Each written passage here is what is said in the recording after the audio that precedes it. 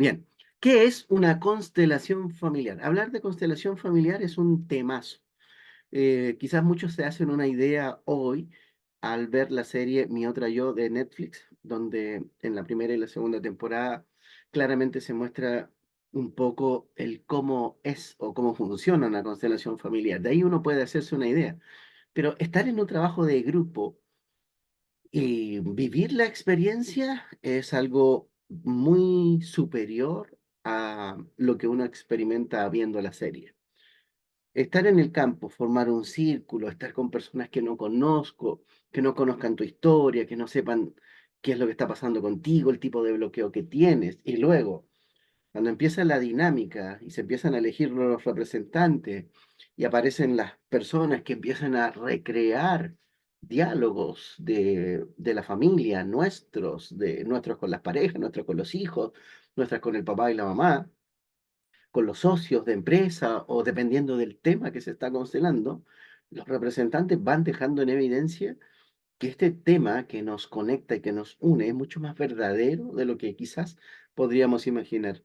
Una constelación familiar definitivamente es una instancia para descubrir y abrirse a un universo completamente nuevo.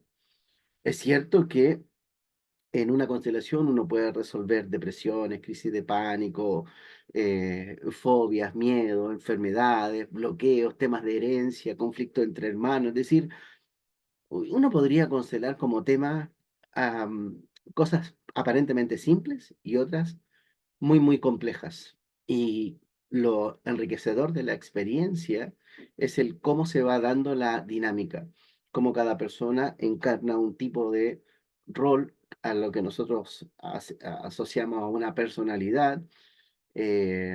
Cuando tú empiezas a ver el asombro que se produce de las personas que están en ese minuto planteando una situación y luego empiezan a ver cómo estas personas que no saben de tu historia finalmente se expresan, se mueven o se manifiestan como si realmente fueran ellos los protagonistas originales.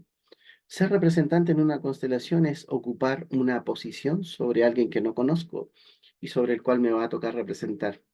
No existe bueno o malo, o no existe error en una constelación. Lo digo cuando las personas sienten que son elegidas y en su cabeza no saben qué voy a hacer, qué voy a decir, cómo se actúa aquí.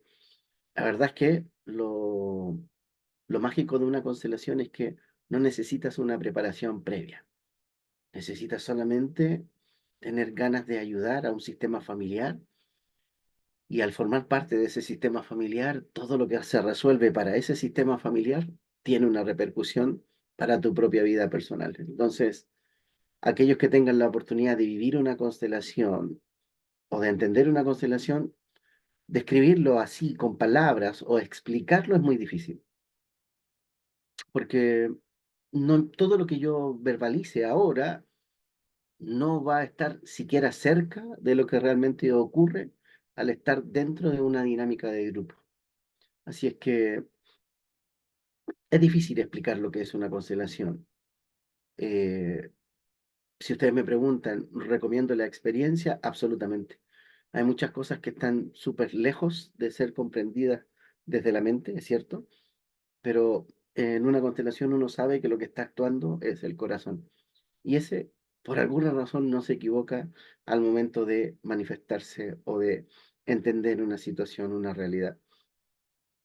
Eh, Miro la constelación familiar como una pequeña escuela donde las personas pueden ir a descubrir aspectos de sí mismos que quizás no sabían o no conocían o quizás no se vieron de la manera que en una constelación puedes lograr a verte a ti mismo, al otro, en cuanto a la comprensión. Difícil es explicar una constelación, pero he hecho el esfuerzo por a lo menos poner en contexto qué es lo que ocurre en una temática de grupo. Si tienes la oportunidad de vivir una constelación, hazlo.